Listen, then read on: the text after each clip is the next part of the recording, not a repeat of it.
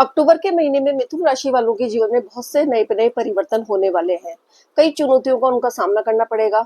कई तरीके के जीवन के अंदर बदलाव आएंगे। उनकी लव लाइफ कैसी होगी, उनकी मैरिड लाइफ कैसी होगी, उनका व्यापार किस तरीके से चलेगा, धन की स्थिति क्या रहने वाली है, उनके करियर के अंदर ग्रोथ देखने को मिलेगी कि नहीं मिलेगी, भाग्य उनका साथ देगा भी कि नहीं देगा, उनकी लव लाइफ कैसी चलेगी और अंत में स्वास्थ्य कैसा रहेगा। इस तरीके के तमाम प्रश्न आप लोगों के मन के अंदर उठ रहे होंगे कि अक्टूबर का महीना हम लोगों के लिए कैसा जाएगा, क्योंकि ग्रहों की कुछ स्थिति इस तरीके से है कि ग्रहों का राशि परिवर्तन हो रहा है गोचर के अंदर। साथ के अंदर कुछ ग्रह नीच के भी हो रहे हैं, गुरुदेव भी राशि परिवर्तन कर रहे हैं। तो इस तरीके के तमाम प्रश्न आप लोगों के मन के अंदर उठ रहे होंगे कि किस तरीके का अक्टूबर का महीना हम लोगों का जाने वाला है। जय श्री कृष्णा, मैं निधि जोशी आप लोगों का अपने एस्ट्रो निधि चैनल पर तहे दिल से स्वागत करती हूँ। भाइयों और बहनों, परेशान होने की जरूरत नहीं है, क्योंकि ये राशिफल का जो कार्यक्रम है हम लोग आप लोगों के लिए इसीलिए लेकर आते हैं ताकि आपके मन के अंदर जो भी उठने वाले सवाल है उन सवालों का हम लोग आसानी से आप लोगों को सरलतम तरीके से उनका आंसर दे सकें। तो आज का जो मेरा विषय है चर्चा का वो ये है कि मैं अक्टूबर के महीने का राशिफल लेकर आई हूँ कि अक्टूबर के महीने के अंदर आप लोगों के जीवन के अंदर आप लोगों को किस तरीके की चुनौतियों का सामना करना पड़ेगा। तो जो ये मेरा राशिफल है ये चंद्र राशि के ऊपर भी आधारित है, लग्न के ऊपर भी आधारित है और आप लोग अपने बोलते नाम के आधार पर भी इसे देख सकते हैं। तो पहले हम ग्रहों के गोचर की स्थिति जान लेते हैं कि मिथुन राशि वालों के अक्टूबर के महीने के अंदर ग्रहों का गोचर किस तरीके का रहने वाला है। कालपुरुष की कुंडली के अंदर मिथुन राशि तीसरे नंबर पर आती है, जिसके स्वामी बनते हैं बुध देव। तो बुध देव आपके चतुर्थ भाव के अंदर गोचर कर रहे हैं सूर्य के साथ युति बनाकर, और फिर तृतीय भाव के अंदर शुक्र और केतु का गोचर बना हुआ है युति के साथ। पंचम भाव के अंदर मंगल देव गोचर कर रहे हैं। नवम भाव के अंदर जो कि आपका भाग्य भाव है उसके अंदर राहु देव गोचर कर रहे हैं, जो कि 18 महीने तक रहने वाले हैं। फिर उसके बाद दसम भाव के अंदर शनि देव गोचर कर रहे हैं, जो कि 2.5 साल तक यहाँ विराजमान रहेंगे और साथ के अंदर अभी वक्री अवस्था के अंदर और नवंबर तक वक्री अवस्था के अंदर रहने वाले हैं। तो इस तरीके से आप लोगों के ग्रहों के गोचर की स्थिति रहेगी। अब देखने वाली बात यह है कि ग्रहों के गोचर का जो राशि परिवर्तन होगा वो किस किस तारीख को होगा और वो किस तरीके से अपने गोचर के अंदर प्रभाव देने वाले हैं। तो 3 अक्टूबर को बुध देव आपके पंचम भाव के अंदर गोचर करेंगे, जो कि अभी आपके चतुर्थ भाव के अंदर गोचर कर रहे हैं। अपनी मूल त्रिकोण राशि कन्या राशि के अंदर विराजमान है सूर्य के साथ युति बनाकर। फिर उसके बाद 9 अक्टूबर को शुक्र देव आपके चतुर्थ भाव के अंदर गोचर करेंगे, जो कि अभी आपके तृतीय भाव के अंदर केतु के साथ युति बनाकर गोचर कर रहे हैं। फिर 17 अक्टूबर को सूर्य देव गोचर करेंगे आपके पंचम भाव के अंदर, जो कि अभी चतुर्थ भाव के अंदर बुध के साथ युति बनाकर बैठे हुए हैं। फिर उसके बाद 27 अक्टूबर को मंगल देव वो आपके षष्ठ भाव के अंदर गोचर करेंगे, जो कि अभी पंचम भाव के अंदर गोचर कर रहे हैं।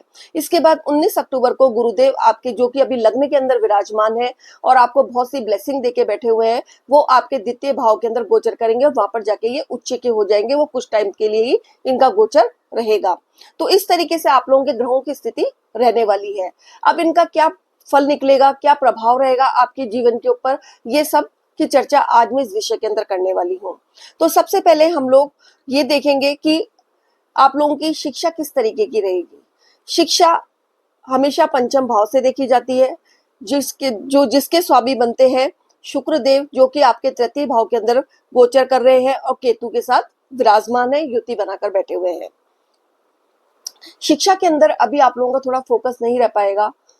आप जो भी प्लानिंग कर रहे हैं अपने टारगेट को पूरा करने की, वो प्लानिंग करने के अंदर आप लोगों की लेट हो सकती है, क्योंकि शनि देव की दृष्टि भी आपके पंचम भाव के ऊपर आएगी। साथ के अंदर राहु देव की दृष्टि भी आपके पंचम भाव के ऊपर जा रही है, जिसकी वजह से आपको भ्रम बना रहेगा। आपके अंदर दिमाग में ये चलता रहेगा कि मैं पढ़ाई करने बैठूं, लेकिन आप बैठ नहीं पाओगे और साथ के अंदर अपनी स्टडी को थोड़ा बहुत फोकस नहीं कर पाओगे। यदि आप कोई प्रतियोगी परीक्षा वगैरह देने की सोच रहे हैं तो आप लोगों को कड़ी मेहनत करनी पड़ेगी, उसके बाद ही आप लोगों को अच्छे परिणाम मिल सकेंगे। अब उसके बाद बात करते हैं आपके लव अफेयर्स की। लव अफेयर्स भी हमेशा पंचम भाव से देखे जाते हैं, जिसके स्वामी बनते हैं मंगल शुक्रदेव, जो कि आपके तृतीय भाव के अंदर केतु के साथ युति बना के बैठे हुए हैं। तो आप लोगों के ये जो शुक्र देव है ये केतु के साथ युति बनाकर बैठे हुए हैं, तो आप लोगों की लव लाइफ के अंदर आप लोगों के थोड़ा एक दूसरे के बीच अंडरस्टैंडिंग की कमी रहेगी। आप लोग एक दूसरे के अंदर मीन मेक निकालेंगे। साथ के अंदर फिर मंगल देव यहाँ बैठने की वजह से आपके पंचम भाव के अंदर आप लोगों के बीच थोड़ी बहुत आर्ग्यूमेंट की स्थिति भी हो सकती है। आप लोगों की जो लव लाइफ है वो थोड़ी स्मूथली नहीं चल सकती है। तो लव लाइफ के मामले के अंदर ये महीना थोड़ा सो रहेगा, सामान्य रहेगा। तो आप लोगों को अपनी लव लाइफ अच्छी करने के लिए एक दूसरे के साथ आर्ग्यूमेंट नहीं करना है, एक दूसरे के कामों में मीन मेक नहीं निकालनी है, तो फिर आपकी लव लाइफ स्मूथली चल सकती है। उसके बाद बात करते हैं आप लोगों के वैवाहिक जीवन की। वैवाहिक जीवन हमेशा सप्तम भाव से देखा जाता है, जिसके स्वामी बनते हैं गुरुदेव, जो कि अभी आपके लग्न के अंदर गोचर कर रहे हैं और उसके बाद आपके द्वितीय भाव के अंदर गोचर करेंगे। तो आपकी जो वैवाहिक जीवन है वो बहुत सुखमय रहने वाला है, क्योंकि गुरुदेव की अभी 7वीं दृष्टि आपके वैवाहिक जीवन के ऊपर जा रही है। 7 के अंदर जब वो द्वितीय भाव के अंदर गोचर करेंगे तो आपके जो साथी हैं उनकी फाइनेंशियली स्थिति बहुत अच्छी रहने वाली है। यदि वो कोई व्यापार करते हैं तो और पार्टनरशिप के साथ करते हैं तो उनको बहुत ज्यादा धन की प्राप्ति होगी। 7 के अंदर फाइनेंशियली जो भी प्रॉब्लम अब तक आप लोगों को चली आ रही थी वो सब खत्म होगी। और आप लोग के जो साथी हैं वो यदि कोई बहुत अच्छा प्लान कर रहे हो अपने बिजनेस को लेकर, तो वो बिजनेस उन लोगों का तो धन की प्राप्ति कराने वाला बन सकेगा। इसके अलावा व्यापार भी सप्तम भाव से देखा जाता है, जिसके स्वामी भी गुरुदेव बनते हैं। जैसा कि मैंने बताया कि व्यापार के लिए भी ये स्थिति बहुत अच्छी कही जा सकती है। जो लोग व्यापार कर रहे हैं उनको धन की प्राप्ति होगी, उनकी फाइनेंशियली स्थिति अच्छी होगी और जो भी वो कार्य करेंगे उसके अंदर उन लोगों को सफलता मिलेगी। अब बात करते हैं आपके भाग्य की। भाग्य हमेशा नवम भाव से देखा जाता है, जिसके स्वामी बनते हैं शनिदेव, जो कि आपके 10वें भाव के अंदर वक्री अवस्था के अंदर बैठे हुए हैं और राहु देव यहाँ पर नवम भाव के अंदर गोचर कर रहे हैं। तो राहु देव हमेशा, राहु होने की वजह से यहाँ पर एक तो पितृदोष बन रहा है। 7 के अंदर राहु देव थोड़े जल्दबाजी के कारक हैं, थोड़े भ्रम के कारक हैं। 7 के अंदर कभी कभी असंतोष भी पैदा कर देते हैं, काम पूरा नहीं होता है, क्योंकि सोचते तो बहुत ज्यादा है लेकिन इतना काम नहीं कर पाते हैं, या फिर किसी काम के अंदर अड़चन डाल देते हैं। तो इस तरीके से राहु की भूमिका हो सकती है, तो आपको इस तरीके की परेशानियों का थोड़ा बहुत सामना करना पड़ सकता है। लेकिन शनिदेव इसके आपके भाग्येश होने की वजह से, जो कि 10वें भाव के अंदर बैठे हुए हैं और अपनी वक्री अवस्था में, आपका भाग्य तो साथ देगा, क्योंकि शनिदेव यहाँ पर योगकारी ग्रह हो जाते हैं मिथुन राशि के अंदर, और आपका भाग्य तो साथ देगा, लेकिन उसके अंदर देरी बनी रहेगी। और साथ के अंदर आपको अपना भाग्य के बूते थोड़ा जो भी काम होगा उसके अंदर थोड़ी डिले अवश्य होगी। और कोई काम आप जल्दबाजी में ना करें। साथ के अंदर यदि आप कोई काम करते हैं, कोई स्मार्ट वर्क, तो आपको ये राहु यहाँ पर बैठकर देंगे, आपके काम के अंदर आपको आगे बढ़ाने की कोशिश करेंगे, लेकिन जल्दबाजी बहुत ज्यादा रहेगी और बहुत ज्यादा महत्वाकांक्षी आप हो जाएंगे। तो इस चीज का ध्यान रखें, महत्वाकांक्षी नहीं हो, पूरी मेहनत और पूरी ईमानदारी के साथ यदि आप अपना कार्य क्षेत्र के अंदर कार्य करते हैं तो राहु देव यहाँ बैठकर आपको बहुत अच्छा परिणाम देने वाले हैं। इसके अलावा फिर बात करते हैं आपके करियर की।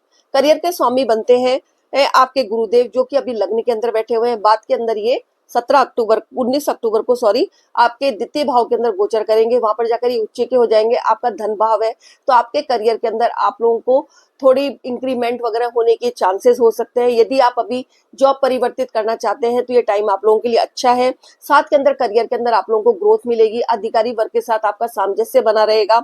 साथ के अंदर आप यदि कोई लोग जॉबलेस हैं, तो यदि वो जॉब के लिए ट्राई कर रहे हैं तो उनकी इच्छा पूरी होगी और आपको अपने कार्य क्षेत्र के अंदर बहुत ज्यादा सफलता और धन प्राप्ति के योग बन रहे हैं।